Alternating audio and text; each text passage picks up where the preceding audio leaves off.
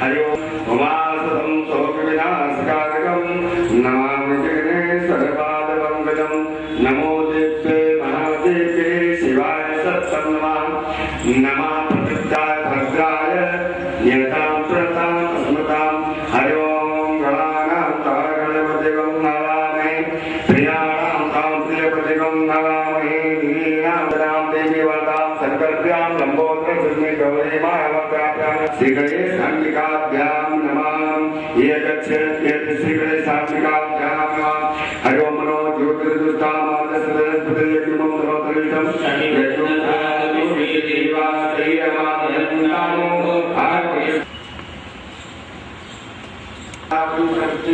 नर्मदा सिंधु कावेरी स्नानात् प्रकृतां स्नानं समर्पयामि श्रीगणेश अंबिकाभ्यां हरि ओम पंचगव्या सर्वदेवता संतोषा पंचोदेशे अवते पंचामृत दानं समर्पयामि हरि ओम शुद्धवाला शरीरवालो निवारे सस्यान शीतल शीतल प्रकृताय पशुपते कर्णाय अवृतरा रुद्रण गुरुपा पारजन्या लोकस्नान समर्पयामि स्नानं सौत्रियां भौतिजायमानं कन्धिया शगवनं शाद्यो शादिवयन्तः वस्त्रोपवस्त्रं समर्पयामि वस्त्रान्ते चन्दनं श्रीखण्डं चन्दनान्ते क्षतं समर्पयामि पुष्पपुष्पमाला औपाल्यादीनि सुगन्धिनि मानस्यादीनि मैत्रभूमयाः पाणिपुष्पाणि पूजार्थं प्रतिगृह्णां पुष्पपुष्पमालां धूपमाग्राप्य दीपं दर्शयामि भावं धारयामि हस्तौ प्रक्षाल्य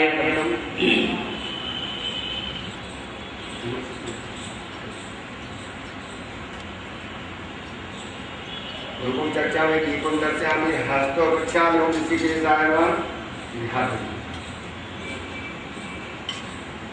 नैवेद्यं निवेदयामि हरिता स्तोत्राधरालोकाकल्पयन्नाय गुरुदेवामिका देवा जगवनन्वनो शाशीलायं ग्रेग्नैव हरदमे हरि ॐ बृहस्पति प्रसुतां सदं च गुरुभजा जगदक्षिणां समर्पयामि ॐ हिरण्यगर्भः समर्पताग्रे भूतस्य राधः पतिरेकवासी सदाधा ज्ञापति मङ्गलश्री देवाय विभाति देवराय वरदाय सुरप्रियाय लम्बोदराय सकलाय जगद्धिताय नागाननाय सूर्याय विभूषिताय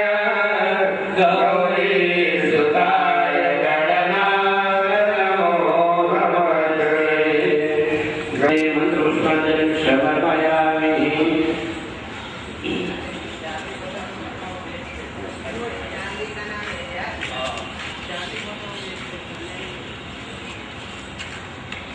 तदुपरान्ते वन्दे प्रभुरामपतिं वन्दे सूर्यतपङ्कवर्णनयनं वन्दे वन्दे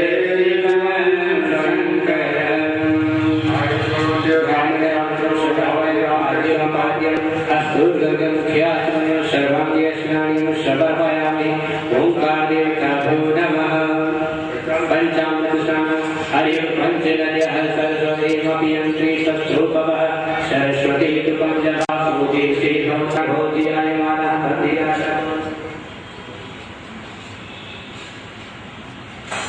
हरि ओम विवादमाशा परिवितागः श्री ओंकाराय नमो नमः गुरुकुल चर्चामि दीपं दर्शयामि चन्द्रमानं चोरादकक्षो सूर्यो अजायता प्रोतादायिष्या प्रणवशा उपादग्नयाता नाना परिणत दर्शनं समर्पयामि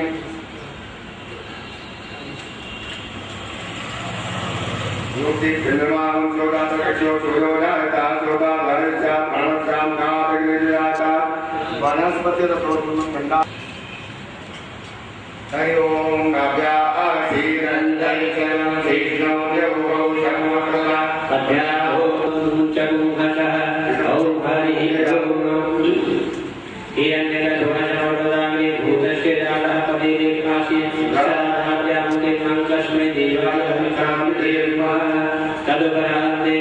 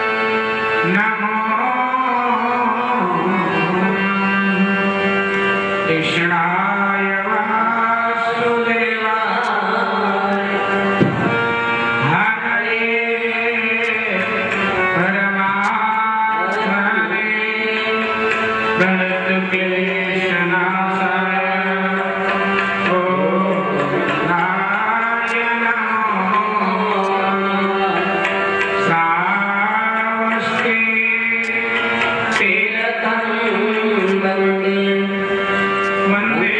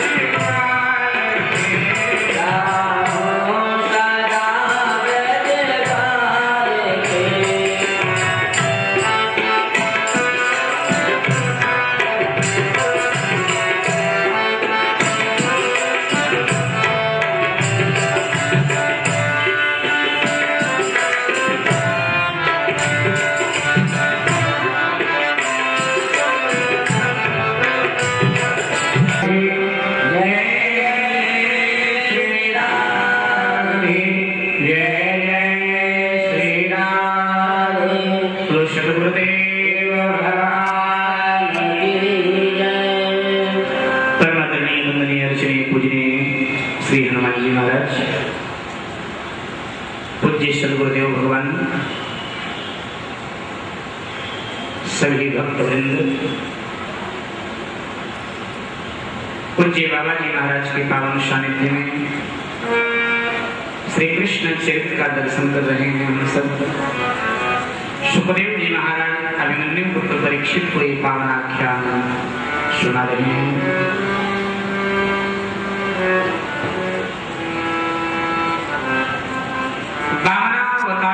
चर्चा के बाद में मत्स्यावतार की कथा सुखदेव ने कही। वैसे मत्स्यावतार प्रथम अवतार है, लेकिन कथा के अंतराल में इस प्रसंग को बाद में लिया सुखदेव जी। वैसे मत्स्यावतार जो है ये प्रथम अवतार माना कहा गया हमारे धर्मशास्त्र में। और विश्व के वैज्ञानिकों ने इस हमारी जो अवतार परंपरा है इसको अपने ढंग से देखा है। डार्विन नाम का एक वैज्ञानिक महाराज जी हुआ, उसको मैं पढ़ रहा था, तो उसने हमारे अवतार परंपरा को अपनी वैज्ञानिक पद्धति बताई। अपने विचार में उसने कहा कि विज्ञान से सिद्ध होता है कि सबसे पहले जलीय प्राणी आया, और हमारे श्रीमद् भागवत और सभी पुराण ये बता रहे हैं कि पहले जल ही जल था और सबसे पहले जलीय प्राणी आया। विज्ञान से सिद्ध होता है हमारे यहाँ सबसे पहले मत्स्यावतार हुआ, भगवान मत्स्य का अवतार।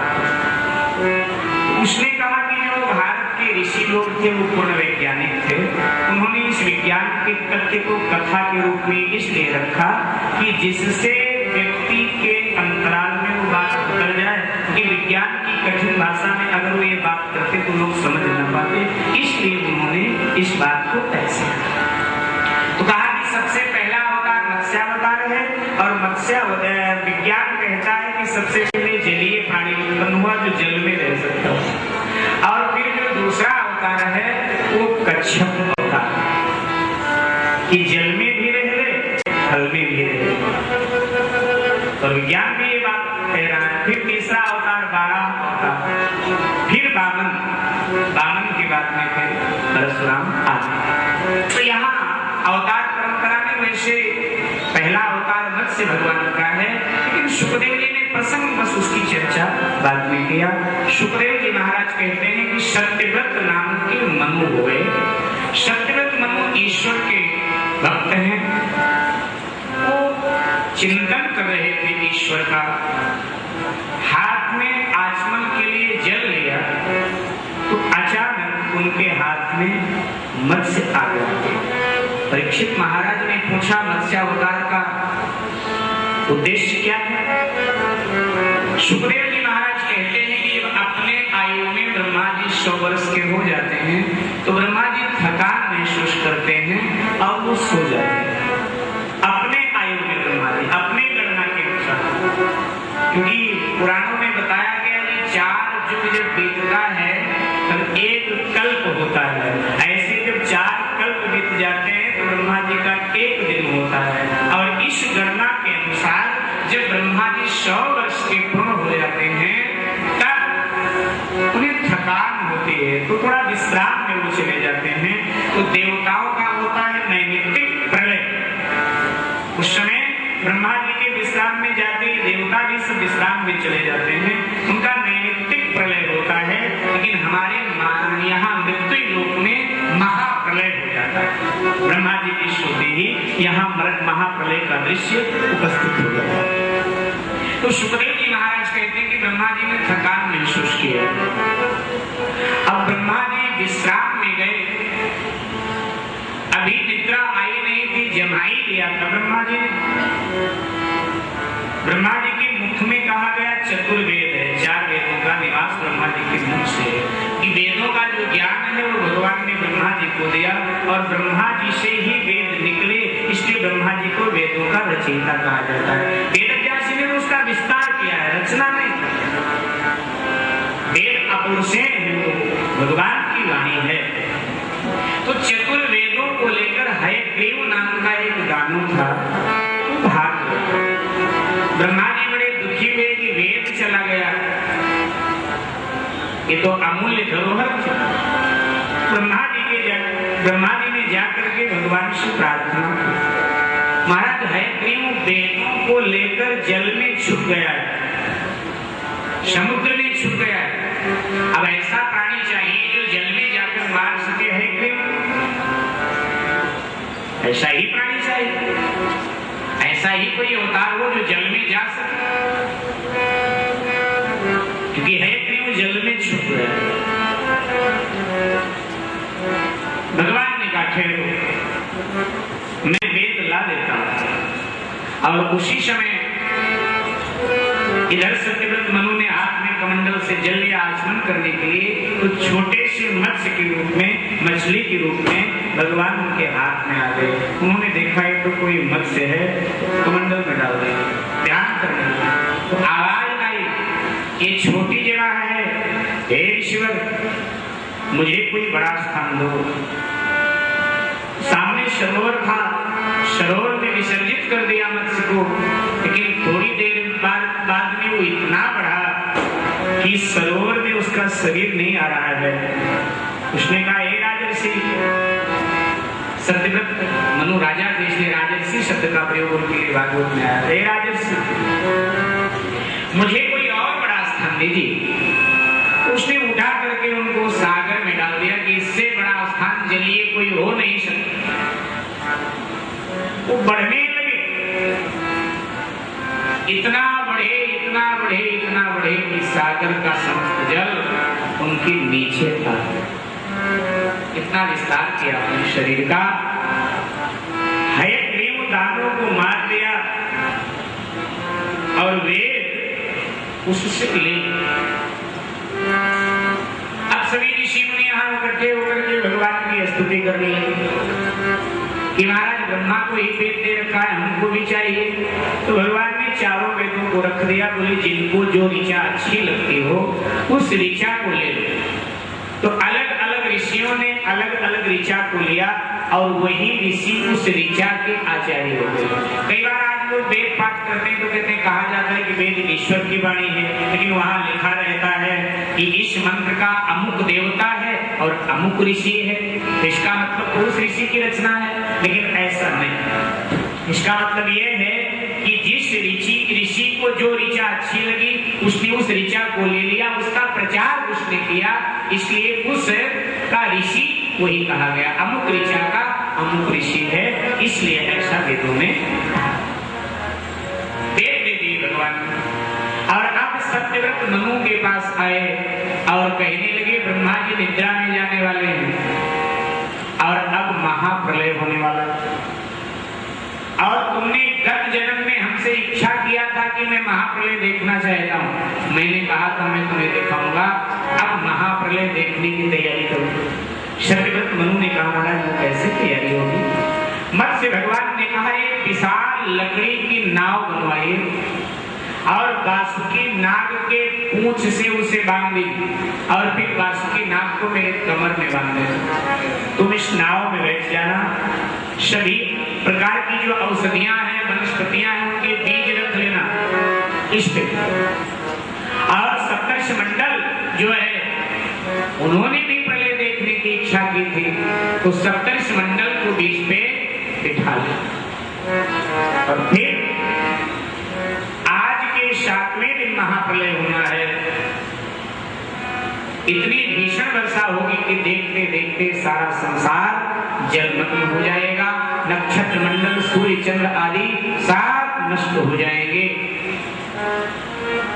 मेरे अतिरिक्त कुछ नहीं बचे। पुनः संसार की सृष्टि हो। महाप्रलय का मतलब सब कुछ नष्ट हो जाए। सुखदेव जी महाराज वर्णन करते हैं, सत्यव्रत मनु ने पूरी तैयारी कर ली और जब तैयारी सत्यव्रत मनु की पूरी हो गई, भगवान को बताया तैयारी है, सब ऋषियों को बुलाया, नाव पर सभी बैठ के 7वां दिन आते ही गड़गड़ गड़गड़ करते हुए बादल आ गए, चारों तरफ अंधकार ही अंधकार, भयानक वर्षा होने लगी। देखते देखते सारा संसार जल में डूब गया, अंधकार ही अंधकार। अगर प्रकाश है तो केवल भगवान का अपना प्रकाश है, बाकी तो कोई प्रकाश नहीं। तब मत्स्य भगवान उस नाव को खींच करके हिमालय के सर्वश्रेष्ठ चोटी पे ले गए। हिमालय की चोटी भी डूब गई।